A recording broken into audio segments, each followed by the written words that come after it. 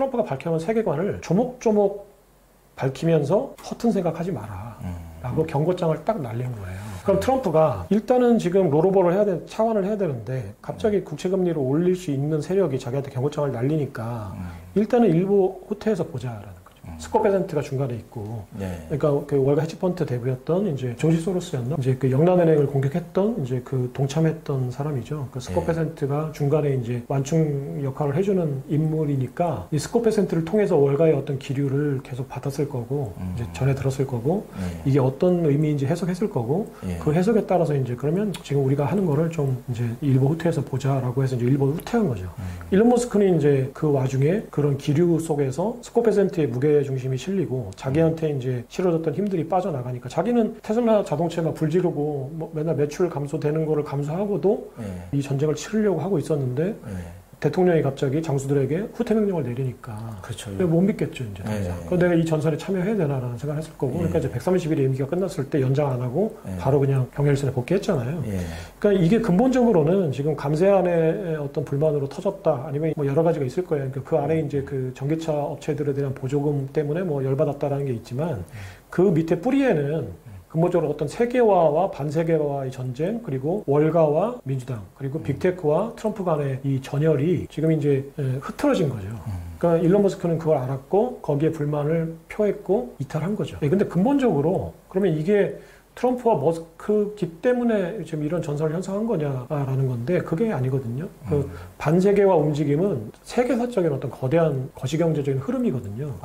네, 그러니까 이거는 거스를 수 없는 거예요. 그게 왜 그렇게 되는 거죠? 반세. 원래는 우리가 알기로는 세계화가 되면 물건도 더 싸게 만들 수 있고 서로 장단점을 활용을 해서 그렇게 유리하게 배웠는데 그게 이제 반세계화 흐름으로 간 주요 원인이 어떤 거예요? 그러니까 지금 말씀하신 그 세계화 흐름이 멀리 가면 이제 애덤 스미스의 절대 우위론에서 리카도의 이제 그 비교 이론으로 발전하고 그 비교 이론 속에서 이제 전 세계가 무역을 하면 내가 잘하는 거를만 집중해서 만들어서 팔면 전 세계가 다 같이 잘 살 수 있어라는 거였죠. 실제로 자유무역을 한 다음부터 전 세계 GDP가 늘었어요. 근데 누구에게 좋은 거냐라는 거예요. 과연 그게 골고루 부가 분배가 되느냐 아니면 가진 자들한테 더 쏠리느냐 뭐 이런 문제도 있을 거고. 그러니까 빵이 스몰 사이즈에서 라지 사이즈가 됐어요. 근데 라지 사이즈가 된 빵을 전부 월가가 다 먹는 거죠. 그러니까 아주 그냥 쏠리는 거네 월가 쪽으로. 그러니까 빵이 커진 건 맞아요. 근데 예를 들어서, 그러니까 우리가 이제 그 뭐죠 우루과이 라운드, 이제 우리도 이제 자유무역을 했잖아요. FTA 통해서 이제 우루과이 라운드를 하니까 농산물이 들어오잖아요. 남미의 농산물들이 들어올 때 명분이 그거였어요. 그 당시 그 정권의 명분도 일단 성장부터 하자. 그리고 그 과일을 나눠 먹자라는 거죠. 이제 예를 들어서 이제 농촌에서 이제 열심히 공부해서 서울에 와서 이제 좋은 대학 나와가지고 이제 최고의 어떤 은행을 들어갔어요. 그래서 이제 국민은행 다니는 아들이 지금 농촌에서는 아버지가 농사를 짓고 계세요. 포도 농사를 져요. 근데 갑자기 우루과이 라운드로 칠레산 포도가 우리나라에 들어와요. 더 싸게 이제 들어와요. 네, 그럼 아버지 농사 망할 거 아니에요. 근데 이제 정부가 설득하는 거는 이 두 사람을 불러 앉혀놓고 자, 아들이 은행 다니시잖아요. 아들 연봉이 우루과이 라운드를 하면 1억을 받으시는 분이 1억 5천을 받으세요. 근데 지금 어르신은 5천만 원 벌잖아요. 어르신의 그 지금 포도를 못 파셔가지고 5천만 원 그 소득이 3천만 원으로 줄어요. 2천만 원 줄잖아요. 적게 든다. 네, 근데 아드님이 5천만 원을 더 벌어요. 자, 그럼 5천만 원 더 번 걸로 아버님한테 3천만 원 드리면 나도 2천만 원 더 벌고 아버님도 1천만 원 더 버는 거잖아요.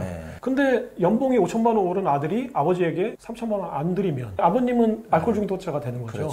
근데 세계경제가 지금 그렇게 된 거예요. 원래 그 글로벌라이제이션이라고 하는 세계화주의자들의 명분은 전 세계가 자유무역을 하면 스몰 사이즈 피자가 라지 사이즈가 되니까 라지 사이즈가 됐을 때 이걸 열등분으로 쪼개서 이거를 나눠 먹으면 그 자유무역을 손해본 제조업자분들도 실업자가 됐지만 정부에서 보조금을 줘서 기본소득을 줘가지고 더 잘 살 수 있다라는 거죠. 근데 실제로 실행 과정에서 그렇게 되나요? 월가가 다 가져가고 그럼 월가가 저기 1억 원 벌다가 10억 원 버니까 자 9억 원을 전 세계 그 중산층대에 골고 나눠줄게. 아름다운 결과는 안 생기죠. 그러니까 월가가 다 독식하니까 그러면은 이 세계화의 그 과일이 과연 누구 거냐?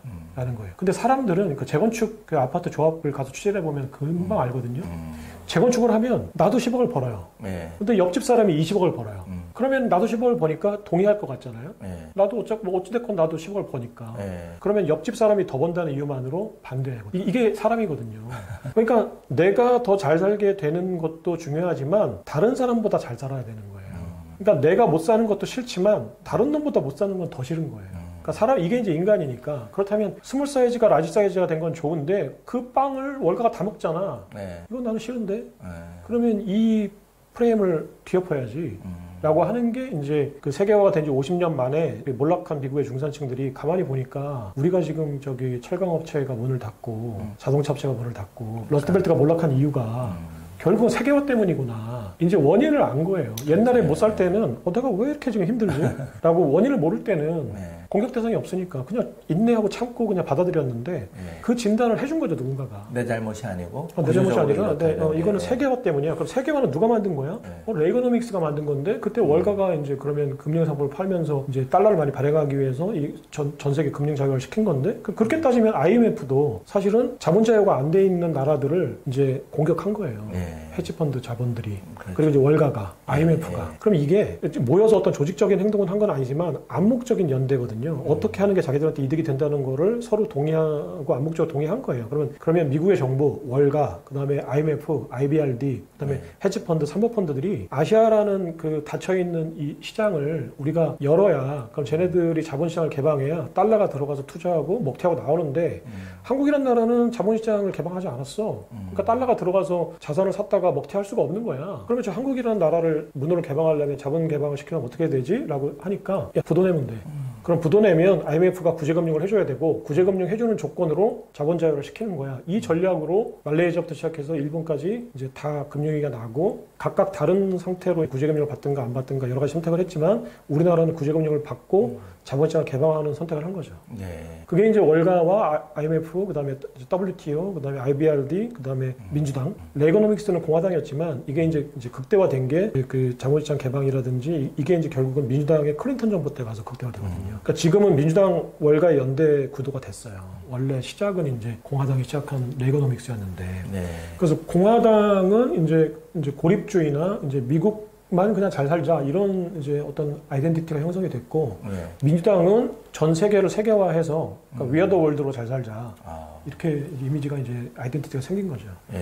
그럼 그런 상태에서 그 머스크와 일부 언론 보도를 보면 퍼센트 재무장관이 이건 월가를 대표하는 세력이고 그럼 머스크는 정말 실리콘밸리를 대표한다 그러면 둘이 충돌이 있어서 뭐 이렇게 주먹다짐을 했다든지 이런 소리가 나는데 그럼 구조적으로 지금 이건 삐걱될 수밖에 없는 그런 상황이네요. 네, 그거는 일론 머스크와 이제 스콧 베센트 그리고 뒤에 있는 제미 다이먼하고 이 싸움은 어떻게 보면 월가와 빅테크 간의 패권 전쟁 구도에서 극명하게 드러난 단면이에요. 그러니까 거대한 그 어떤 그 구조적인 그러니까 패러다임 시프트가 있고 그 패러다임 시프트의 위에서 어떤 인물들이 패권 구도의 큰 변화 속에서 그걸 대표하는 인물들이 지금 충돌을 하는 양상으로 나타난 거죠. 그러니까 이거는 하나의 그냥 표면화된 양상에 불과하고 그 일론 머스크라는 그 뒤에는 일론 머스크가 그렇게 행동할 수밖에 없는 어떤 패권 구도의 변화 그다음에 기득권을 지키려고 하는 월가의 어떤 대표격인 스콧 베센트 장관의 행동 패턴이라는 거는 그 자리에 어떤 누가 와도 결국은 빅테크를 대변하고 결국 월가를 대변하는 그런 역할을 하는 사람들이 온다면 충돌은 불가피한 건데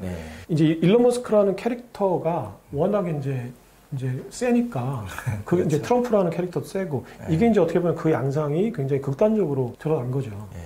이면에는 사실은 그런 게 숨어 있는데 표면적인 그렇다. 그러면 어떻게 보면 미국의 국가 부채를 해결하는 거는 생산량을 극대화시켜서 그러면 아주 결론적으로 예를 들어서 테슬라의 옵티머스 봇이 인간보다 10배 생산력을 폭발적으로 늘려서 국가 부채를 낮춰서 해결한다든지 이제 이런 게 멀리는 그렇게 돼 있는데 현재는 이제 월가 세력들이 그 기득권을 안 놓고 자기들이 그런 의미에서 비트코인도 계속 공격을 하고 근데 이제 비트코인을 이길 수는 없으니까 지금은 수용하는 자세를 취하긴 하지만 이게 어떻게 보면 과도기 정도 상황이라고 보여지네요, 지금은. 네네. 그러니까 지금 말씀하신 대로 그 이제 빅테크의 생산성이라는 게 굉장히 중요한 개념이거든요, 앞으로 경제에서. 지금 그 월가와 빅테크들이 대변하는 경제 구도의 변화는 월가는 페트로달러 시스템으로 돈을 벌었거든요. 그러니까 페트로달러 시스템이라는 거는 석유라는 자원을 미국이라는 달러로 바꿔야지만 석유에 접근할 수 있어요. 그러니까 달러는 석유에 접근할 수 있는 플랫폼이에요. 그리고 옛날에 근본이자에서는 영국의 파운드를 사야지만 금을 살 수 있었어요. 그리고 브레튼우드 체제에서는 미국의 달러를 사야지만 금을 살 수 있었어요. 그러니까 파운드를 가져가서 금을 주세요 그러면 금을 살 수가 없었거든요. 그러니까 기축통화라는 거는 어떤 그 필수 원자재에 대한 접근권이에요. 지금은 그러면 석유에 대해서 이제 달러를. 네, 석유에 대한 접근권은 달러밖에 없어요. 예, 다른 모든 화폐는 석유에 접근할 수 없거든요. 그러면은 이 화폐 프레임으로 이제 이 프레임으로 봤을 때, 그러니까 어떤 원자재와 이제 그 접근권을 가지고 있는 이제 베타적인 어떤 화폐 간의 결합으로 봤을 때, 그 빅테크가 어떤 패권을 잡았을 때는 어떤 화폐와 어떤 원자재가 결합을 할 건가, 이게 이제 되게 중요하거든요. 그러니까 빅테크 AI는 전기를 어마어마하게 소비하니까 결국은 이제 석유의 시대에서 전기의 시대로 넘어갈 거라는 거는 전문가들이 대체로 동의하죠. 그게 이제 가고 있는 지금 흐름이니까 여기는 대체로 많은 전문가들이 뭐 거부할 수 없는 흐름이죠. 그러면 전기의 달러는 뭘까? 전기에 접근할 수 있는 유일한 화폐. 그는 그러면 뭐가 될까? 빅테크들은 어떤 화폐를 선택해서 이 전기에 접근할까 하는 거예요. 달러로 접근하는 거는 비용이 많이 들어요. 환전, 송금. 그런데 그러면 암호화폐가 그런 대안이 될 수 있다. 그러니까 네트워크 화폐가 실시간으로 이제 계약이 가능하고 실시간 가치에 연동돼서 이제 구입이 가능하기 때문에 이게 스마트 컨트랙트 같은 것들이 있기 때문에 이제 그 실시간으로 내가 이 전기 가치의 변화에 따라서 이제 가장 싼 가격으로 전기를 살 수 있는 시스템을 구축할 수 있어요. 그러면 전기를 배타적으로 할 수 있는 이제 접근권은 이제 암호화폐가 가장 유력하죠. 그러면은 이제 그 트로에서 달러가 이제 결합됐었고 지금은 전기와 이제 암호화폐가 크립토가 결합할 거라는 거예요. 그러면 이 사실을 알 거예요. 월가도 알고 빅테크도 알죠. 그러면 월가는 그 전기와 암호화폐의 결합을 막거나 선점하거나 해야 되잖아요. 그럼 빅테크도 이 나중에 전기세를 어마어마하게 내야 되니까 그러면 전기세를 내는 가장 합리적인 방법을 찾고 있고 그래서 이제 그 핵융합 발전 사업이나 그런 거에 투자도 하는 거고 이제 비트코인에 대한 개념도 계속 알아가는 거고 언급을 하는 거고 이렇게 하는 거잖아요. 그럼 그 당시 이렇게 된다면 현재 있는 이 월가가 발행권을 가지고 많이 발행하는 수익 모델은 앞으로 안 될 거예요. 왜냐면 암호화폐는 자기네들이 발행할 수가 없어요. 그러면은 많이 발행해서 돈을 벌었는데 이 구조가 더 이상 유효하지 않다라고 하면 새로운 구조를 판단할 거 아니에요. 어떤 구조인가. 그럼 암호화폐는 어떤 사람이 어떻게 해야 암호화폐 패권을 가지고 올 수 있는 건가. 고민해 보시면 발행권은 나에게 없다 어차피. 그럼 수량을 확보를 그렇죠. 먼저 확보하는 거죠. 선점하는 거죠. 그러니까 선점해서 장기간 내가 이제 묶어두는 거. 그러니까 이제 저장해 놓는 거. 그러니까 보유하고 있는 거. 그러니까 홀드롱 전략으로 가는 거예요. 선점해서 먼저 그러니까 그 먼저 취득해서 장기 보유로 가는 거죠. 그러면 이제 월가도 그걸 알아요. 그러면 한 가지 문제가 달러는 인플레이션 화폐니까 자꾸 발행돼서 물가가 올라가고 화폐가 자꾸 떨어지니까 이거를 역으로 바꾸자라는 게 암호화폐인데 그럼 암호화폐는 문제가 없는 걸까? 문제가 있죠. 왜냐하면 인플레이션만큼 디플레이션도 문제가 있는 거예요. 화폐 가치가 올라가고 상품 가치가 떨어진다는 것도 우리가 경험해보지 않았지만 이제 근본이제가 사실은 엄밀하게 얘기하면 그러니까 본질적으로 얘기하면은 이제 디플레이션 화폐인데 물론 이제 옛날에 그 근본이제 하에서도 정부나 세력들이 금의 보관량보다 거짓말을 치면서 계속 더 많이 발행했거든요. 그러니까 엄밀한 그 디플레이션 화폐는 아니었어요. 정부들이 많이 발행하니까 거짓말 친 거죠. 그러니까 실제로 금이 1톤밖에 없는데 한 10톤어치의 화폐를 발행했죠, 실제로. 그게 이제 지금 은행들이 하는 거고. 그러니까 그러면 디플레이션 화폐가 문제가 뭘까라는 거예요. 예측을 해봐야죠. 이 화폐도 물론 지금 당장 인플레이션 화폐가 싫으니까 디플레이션 화폐로 가자는 거에 동의는 했지만 디플레이션 화폐도 문제가 있을 수 있으니까. 디플레이션 화폐의 가장 큰 문제는 화폐를 더 이상 발행할 수 없는 거니까. 얘는 너무 많이 발행한 거지만 암호화폐는 더 이상 발행할 수가 없다 우리가. 그럼 화폐가 더 필요할 때 어떻게 해야 될 거냐. 예를 들어서 지금 그 빅테크들 때문에 AI 때문에 생산성이 3배가 됐어요. 그럼 화폐가 3배가 돼야 되잖아요. 안 그러면은 이제 디플레이션이 심해지겠죠. 지금 상품 생산은 3배가 되는데 화폐는 그대로면 상품 가격이 3분의 1로 떨어지는 거니까. 그럼 경제가 박살나는 거죠. 그러니까 이 디플레이션 화폐 그 비트코이너들은 그러면 앞으로 생산성이 빅테크들 때문에 AI 때문에 획기적으로 증가할 텐데 이 증가하는 생산성과 화폐를 어떻게 연동시킬 거냐. 지금 암호화폐는 생산량이 정해져 있으니까 그럼 이걸 어떻게 할 거냐의 문제인 거예요. 그러면 이 생산성에 연동해서 이 생산성 데이터를 실시간으로 분석해서 화폐량을 실시간으로 조정하자. AI 에이전트를 통해서. 이게 이제 결국은 디파이라든지 뭐 여러 가지 그 다오라든지 여러 가지 이제 비트코인에 파생된 그 AI가 결합된 어떤 금융 상품들을 만드는 어떤 세력들이 그러면 인플레이션 화폐도 문제지만 디플레이션 화폐도 문제가 될 수 있어. 그러면은 결국은 생산성과 화폐량을 실시간으로 연동하는 화폐 시스템으로 가야 돼라는 거죠.